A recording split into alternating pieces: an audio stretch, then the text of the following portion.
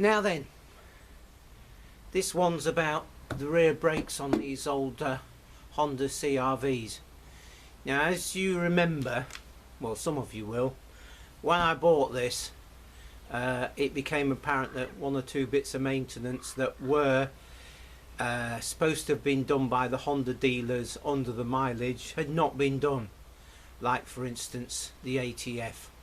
Anyway, the rear brakes were in a very sad state, even with a brand new MOT, which for those who are not in the UK is the Ministry of Transport test. Anyway, it's up for MOT again, and I'd noticed that we was using slightly a bit more fuel, and I thought, right, let's have those rear brakes apart, because it was a temporary fix last time, and this time it's going to be a full, have the pistons out, the calipers, and clean it all out and all that lot. But as a side issue, it's come to my attention that on 4x4s in this country, they don't do the full rolling road test, because it only works on one axle at a time. And if you're on a 4x4 or a semi-automatic 4x4, then you'll end up destroying or damaging something, because you've got one axle running on the rolling road and the other axle wanting to spin on the concrete. So they use some form of deceleration type meter, which of course means that the brakes work, but you can't actually tell whether the back brakes are working that well, which probably is the reason why my previous CRV that's now in the shed with a rattly engine had bad brakes as well, bad rear brakes. So that had bad rear brakes, this one had bad rear brakes. It's down to the way they are tested. Anyway, the battery just went flat on the camera, so let's crack on with this. Yeah, it's quite interesting. I've never actually pushed pistons out of a caliper before, so let's learn together. And if you don't do it, you don't learn. Right.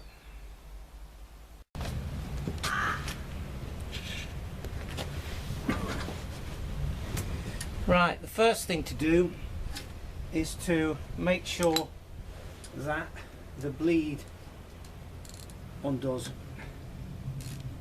And that does, because I know I've undone that before. Don't tighten it up real tight. Okay?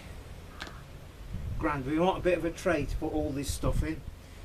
Then there's a bolt there and a bolt down there which hold the caliper sliders in place, and they are 12mm, but use a hex socket, not a bi-hex, on all of these, especially the bleed. And it is, where are we, one of them. Yeah, if you use a bi-hex on these, you're likely to round the corners off. So let's just, now I do know that I've had these apart fairly recently, well, within the last 6 months, so they're not totally seized up. But if you've got a motor that hasn't had the rear brakes looked at for a few years, these might be quite rusty tight. And of course, when you put it together, put grease on these bolts.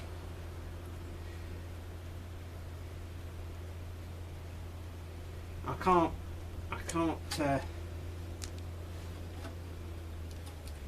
don't know what the word is. There. I can't highlight that enough. Grease the bolts when you're putting it back together. The pads don't look bad. They got a reasonable amount on there.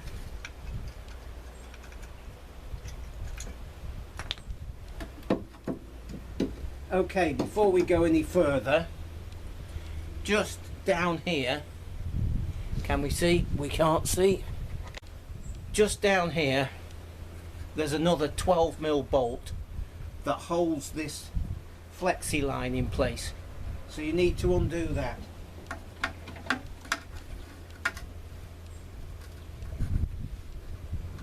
And I'll need an extension on that. And there's that bolt. Just undo that and it releases the flexi hose. Okay.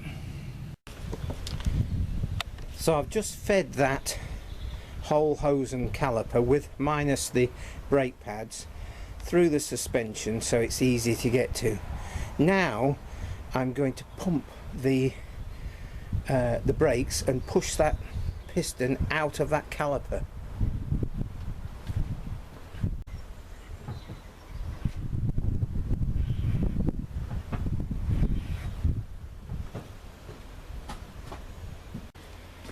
That feels fairly tight on that brake pedal, so I think that caliper is quite tight. So we just keep going.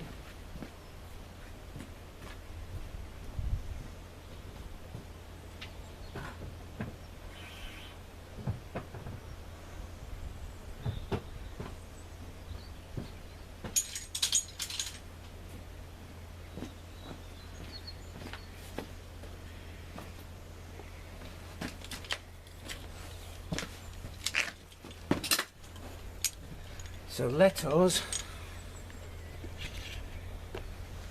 just grab hold of this piston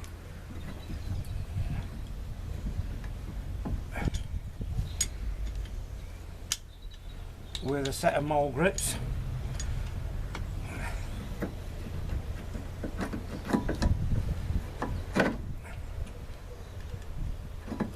There we go.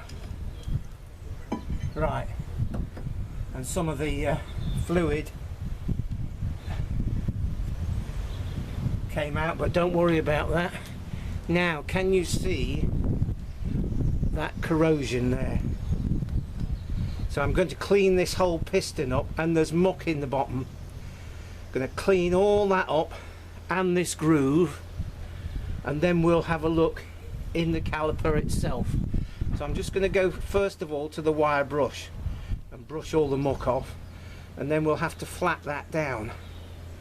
Yeah, you could just feel that, you see, so that's a point of resistance. Okay, this is I suppose this whole thing is in the style of Jeff Bradshaw.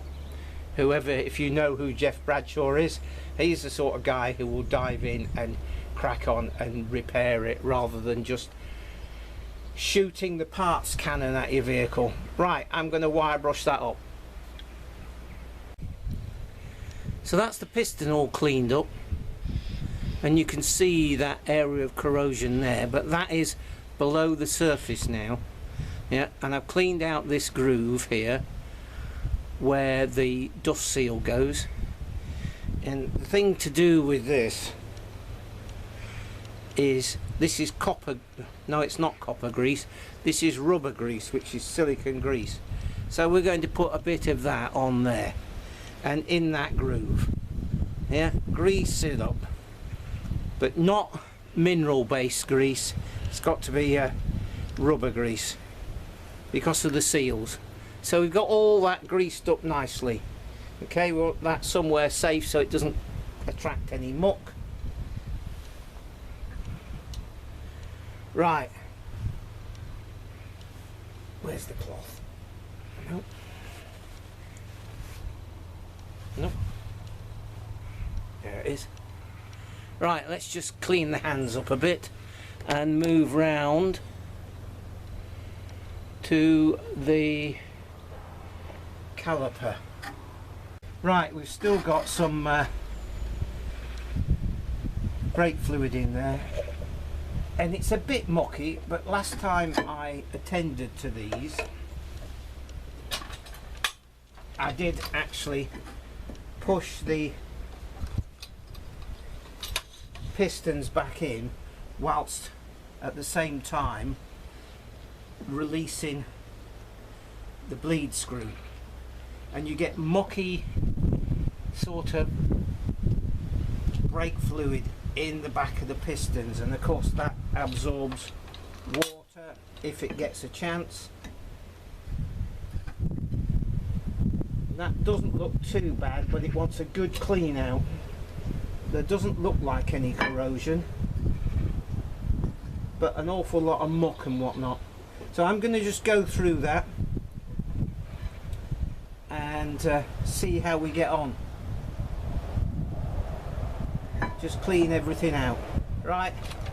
And if you need to, just use a bit of wet and dry.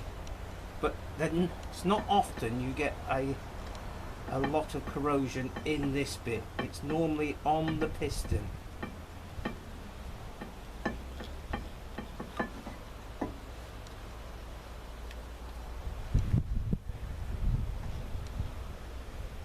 We're just looking for anything that will create resistance, but I've said that already. Yes, an awful lot of muck in there, especially right on the bottom, so we're going to have to clean that out. But no rusty corrosion, which is nice. So let's just, I mean, if you wanted to, you could use the ubiquitous brake clean in this. Just right on the bottom, right on the end, there's a bit of corrosion there, but there's none that I can see on the bore, which is great. So let's just carry on cleaning. I'll get back to you in a minute. Right, at this point you could, if you wanted to, take all these seals out and whatnot, yeah, and the square cut seal, which is actually the seal on the piston. But I'm not going to do that because I found the source of the corrosion. So now I'm going to put some fresh brake fluid in there.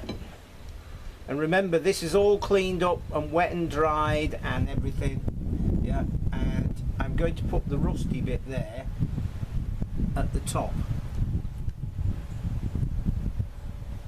And the idea here is to get that partially in there, undo the bleed valve, get that partially in there, put a G-clamp across there, undo the bleed valve and push all the air and some fluid out. That's why we've put all that brake fluid in there.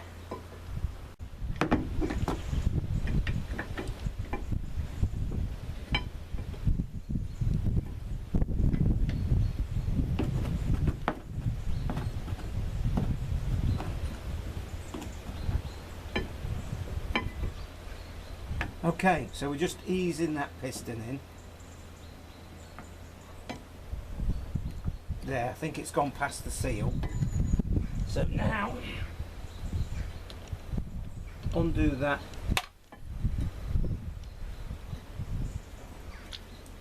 There was some air, more air.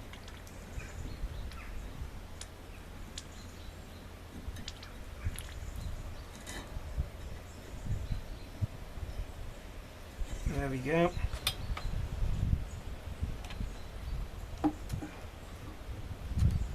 Tighten that up. Whee! Okay, as you can see, it's all rather fiddly, especially with the camera in place, but you get the idea. Clean it all out. Put 3/4 of a cylinder full of brake fluid in there. Having cleaned all the piston and put some rubber grease on there, push it back in and undo the brake bleeder and push all the air out. So I'm just going to put this back together now. I'm just going to feed that back through there, yeah, and put that lot together. You don't need to see that.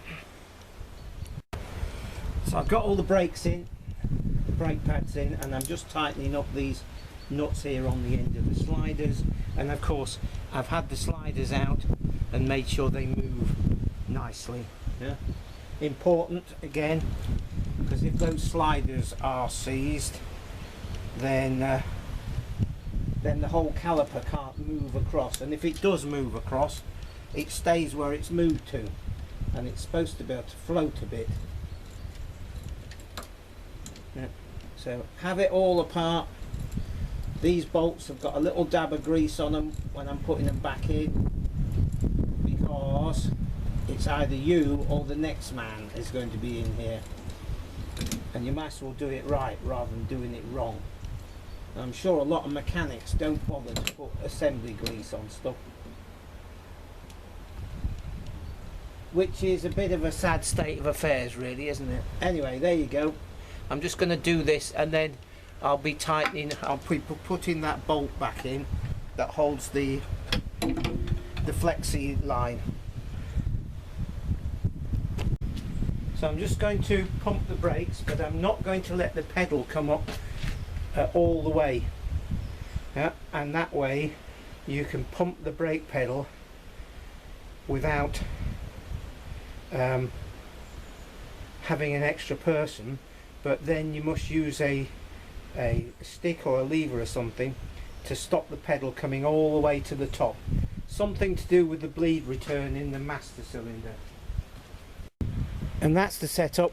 So as long as you don't allow the pedal come all the way up to the top, then it won't suck fluid back in. Yeah, so therefore it's always constantly pushing out. So just pump the pedal, but only to halfway up, and you can bleed the brakes yourself. And somewhere I've got a little bit of rubber hose that goes over that to stop the muck getting in there, to stop it seizing up. And again, I'll just put a bit of rubber grease on there. Here it is. Bit of rubber grease, bit of rubber hose. There we go.